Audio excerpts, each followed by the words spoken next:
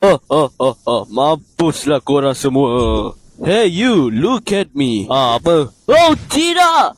Are you kidding me? Kenapa tak ada kesan sama sekali? Haiya, lo lah bertanya ha? Orang ni selalu potong bawang loh. What the fuck?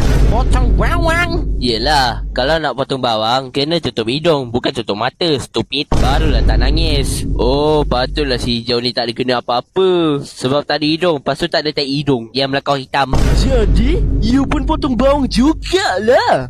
Taklah. Aku tumbuk bawang je. What? Tumbuk bawang? Of course. Untuk buat biskut. Hai, bodohnya pakai auto ekor jodoh. Tu, si daun. Fuck.